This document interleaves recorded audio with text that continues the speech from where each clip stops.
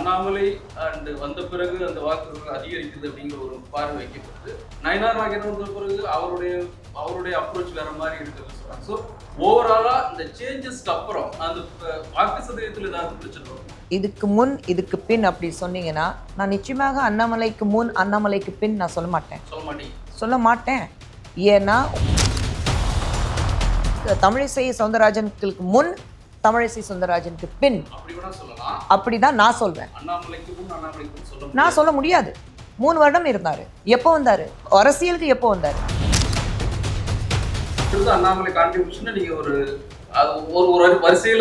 இந்த இன்டர்வியூ அண்ணாமலை அவர்கள் பத்தி இருக்கா? இல்ல, see he is a very good orator. யாருமே இல்ல சொல்லல. நல்லா பேசக்கூடியவர். தேசிய ஜனநாயக கூட்டணி அரசு அதிமுக அரசு எடப்பாடி பழனிசாமி தெளிவா சொல்றாரு அதிமுக ஆட்சி அமைக்கும் அதிமுக அரசு. தமிழக பொறுத்த வரைக்கும் சொல்றாரு தேசிய ஜனநாயக கூட்டணி ஆட்சி. எங்களை பொறுத்த வரைக்கும் நாங்க தேசிய ஜனநாயக கூட்டணி ஆட்சி தான் சொல்லுவோம். திமுக ஆட்சி திராவிட மாடல் ஆட்சினா அவங்களுக்குள்ளே இருக்கிறது மெயின் பிளேயர் அவங்களது சப்போர்ட் காங்கிரஸ் இன்னைக்கு இருக்காங்களா? திருமணி நேயர்களுக்கு வணக்கம். இன்றைய சந்திப்பில் நம்மோடு தமிழக பாஜகவுடைய தலைவர் துணைத் தலைவர் வணக்கம். எப்படி இருக்கு தமிழக பாஜகவுக்கு தேசிய ஜனநாயக கூட்டணிக்கு எப்படி வரவேற்பு எப்படி இருக்கு? ரொம்ப நல்லா இருக்கு. அதுவும் நேற்று பிரதமர் மோடி அவர்கள் மதுரைக்கு வந்திருந்தாரு. மதுரையில் நீங்கள் எப்படி கூட்டம் இருந்தது பார்த்தீங்க, புதுச்சேரியில் கூட்டம் எப்படி இருந்தது பார்த்தீங்க. ஒவ்வொரு முறை பிரதமர் இங்கே வரும்போது மக்கள் எந்த அளவுக்கு வரவேற்பு கொடுத்துட்ருக்காங்க. அவர் மட்டும் இல்லை, பியூஜி இருக்கட்டும், இல்லை நம்மளுடைய மதிப்புக்குரிய அமித்ஷா அவர்கள் வரும்போது மக்கள் உற்சாகத்துடன் எல்லாரும் வர வைக்கிறாங்க. ஸோ தேசிய ஜனநாயக கூட்டணி சொல்லும்போது நிச்சயமாக ஒரு மிகப்பெரிய வெற்றி எங்களுக்காக காத்துட்டு. தேசிய ஜனநாயக கூட்டணி அரசு அதிமுக அரசு எடப்பாடி பழனிசாமி தெளிவா சொல்றாரு அதிமுக ஆட்சி அமைக்கும் அதிமுக அரசு. தமிழக பொறுத்த வரைக்கும் சொல்றாரு தேசிய ஜனநாயக கூட்டணி ஆட்சி. எங்களை பொறுத்த வரைக்கும் நாங்க தேசிய ஜனநாயக கூட்டணி ஆட்சி தான் சொல்லுவோம். இபிஎஸ் அவர்கள் ஒரு சீஃப் மினிஸ்டர் கேண்டிடேட் இருக்கிறதுனால அவர் அதிமுக ஆட்சிங்கிறாரு. அதிமுக ஆட்சி சொல்றதுல பிஜேபி என்ன பிரச்சனை? பிரச்சனை ஒன்றும் இல்லையா? அவர் சீஃப் மினிஸ்டர் இருக்கக்கூடாது நாங்க சொல்லவே இல்லையே. நாங்களே சொல்லிட்டு இருக்கோம். அப்போ பிஜேபி எதுக்கு இருக்கு?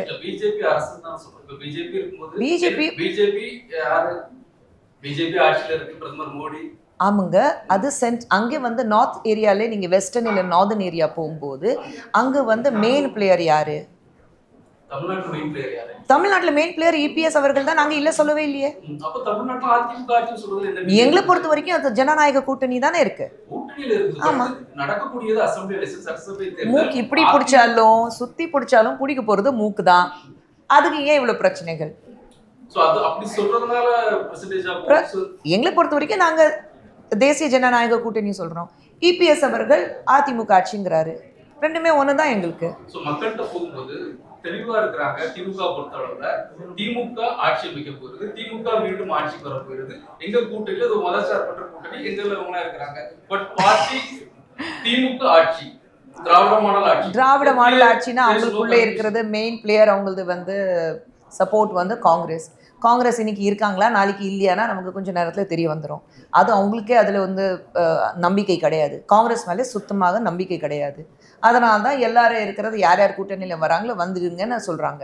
ஸோ அவங்க என்னைக்கே அது காங்கிரஸ் ஆட்சியில் இருக்கும்போதே அவங்க காங்கிரஸோடைய சேர்ந்து நாங்கள் ஆட்சி பண்ணுறோன்னா சொன்னதே கிடையாது. அவங்க திமுக தான். இபிஎஸ் தனியாக இருக்கும்போது இபிஎஸ் அவர்கள் அதிமுக தனியாக இருந்தது. எங்களை பொறுத்த வரைக்கும் இட்ஸ் என்டிஏ. ஏன் காங்கிரஸ் ஆட்சியில் சென்ட்ரலில் இருக்கும்போது யூபிஏ கவர்மெண்ட் என்னைக்கு அது திமுக சொல்லியிருக்காங்களா? யூபிஏ எங்கே சொன்னாங்க? அவங்க திமுக தான் சொல்லிட்டு இருக்காங்க. ஸோ திமுக பொறுத்த வரைக்கும் ஒரு நியாயம், இந்த பக்கம் வரும்போது இன்னொரு நியாயம் இருக்காதுல்ல. ரெண்டு பக்கம் ஈக்குவலாக தானே இருக்கும். ஸோ இங்கே பிஜேபி பொறுத்தளவில் தமிழ்நாட்டில் அந்த பெர்சன்டேஜ் ஆஃப் ஓட்ஸ், அதாவது வாக்கு சதவீதம் அண்ணாமலை அண்ட் வந்த பிறகு அந்த வாக்குகள் அதிகரிக்குது அப்படிங்கிற ஒரு பார்வை வைக்கப்படுது.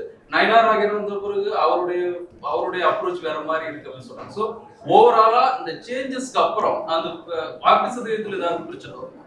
அவர் பேரை சொல்லும்போது ஒரு சவுண்ட்ஸ், அவர் பேரை சொல்லும்போது மாஸ் வச்சுட்டு நீங்க ஜெயிக்க முடியாதுங்க. அண்ணாமலை இவ்வளோ மாஸ் வச்சுட்டு அண்ணாமலை அவர் சீட்டை ஜெயிச்சிருக்கலாம். சரிங்களா? நான் சொல்றேன், கட்சி ஜெயிக்கணும். தனிப்பட்ட முறையில் யார் ஜெயிக்கிறாங்களோ ஜெயிக்கலையோ அது முக்கியம் கிடையாது.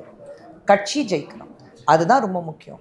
நான் அப்படியே பாஜக நீங்க சொன்னாலும் நீங்க இதுக்கு முன் இதுக்கு பின் அப்படி சொன்னீங்கன்னா நான் நிச்சயமாக அண்ணாமலைக்கு முன் அண்ணாமலைக்கு பின் நான் சொல்ல மாட்டேன்.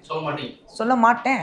ஏன்னா உங்களுக்கு அஸ்திவாரம் வச்சது இலா கணேசன் அவர்கள், பொன்னார் அவர்கள் மாநில தலைவராக இருக்கும்போது தமிழிசை சவுந்தரராஜன் அவர்கள் 5 வருடமாக நோட்டா விட கம்மியா ஓட்டு வாங்கியிருக்கீங்க கேலி பண்ணும்போது கூட அவங்க கட்சிக்காக உழைச்சாங்க. எதுவுமே காதுக்கு வாங்காம மக்கள் அவங்களும் கேலி பண்ணாங்க. ஆனா நான் கட்சிக்காக உழைக்கிறேன், கட்சிக்காக நிக்கிறேன்னு, கட்சி மேல நம்பிக்கை இருக்குன்னு இறங்கி வேலை செஞ்சாங்க. ஸோ அப்படியே நீங்க பார்த்தீங்கன்னா தமிழிசை சவுந்தரராஜனுக்கு முன் தமிழிசை சவுந்தரராஜனுக்கு பின் அப்படிதான் நான் சொல்வேன். நான் சொல்ல முடியாது. 3 வருடம் இருந்தாரு. எப்போ வந்தாரு? அரசியலுக்கு எப்போ வந்தாரு? இப்பதானே வந்திருக்காரு. என்ன பண்ணாங்கன்னா அது தமிழிசை. நீங்க இதுக்கு முன்னாடி இருக்கிறவங்க அப்படின்னா நீங்க பாத்தீங்கன்னா ஸ்டாலின் அவர்கள் இப்பதான் வந்திருக்காரு. அப்போ ஆமா 42 வருஷத்துக்கு அப்புறம் தான் தலைவர் ஆயிருக்காரு. ஆமா கட்சி தலைவரே வந்து 42 வருஷத்துக்கு அப்புறம் தானுங்க. இத்தனை வருடமாக அவர் வரலையே. ஏன் அவர் இளைஞர் அணியில மட்டும்தானே இருந்தாரு? ஏதாவது மேண்டேட்டரி வந்து அவர் கையில வந்து பொறுப்பு கொடுத்தாரா? இல்லையே. ஆனா எப்பவுமே திமுக பொறுத்த வரைக்கும் கலைஞருக்கு முன் கலைஞருக்கு பின் அப்படிதானே பார்க்க போறோம். ஆமா. ஸோ என்னை பொறுத்த வரைக்கும் பிஜேபி பொறுத்த வரைக்கும் இதுக்கு முன்னாடி இருக்கிறது அத்தனை மாபெரும் தலைவர்கள் நம்ம பார்த்துருக்கோம். நீங்க ஜெயிச்சிருக்கீங்களா இல்லையானுங்கிறது கிடையாது.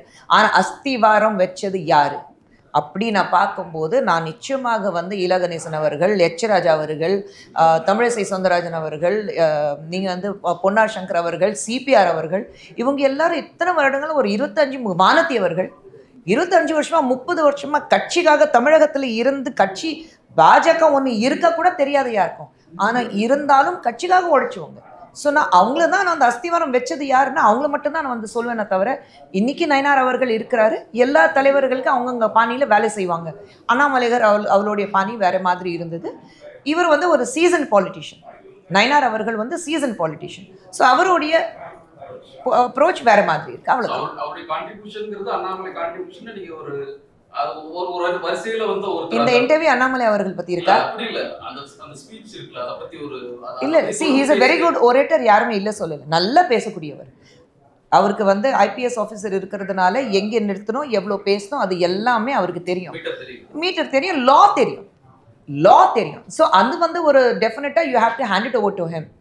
அவர் வந்து நிச்சயமாக ஒரு மிகப்பெரிய ஒரு என்ன சொல்ற மக்கள் மத்தியில் கொண்டு போய் சேர்க்கனாரு. நான் இல்லை சொல்ல மாட்டேன். ஆனா அவருக்கு முன் அவருக்கு பின் சொன்னீங்கன்னா நான் நிச்சயமாக ஏற்ற மாட்டேன். நிறைவா இந்த 2026 தேர்தல்ல ஒரு மிகப்பெரிய போட்டி கொடுக்க அளவுக்கு தேசிய ஜனநாயக கூட்டணி பலமா களத்துல நிச்சயமாக நாங்க ஜெயிக்கிற அளவுக்கு நாங்க போட்டி கொடுப்போம். நன்றி.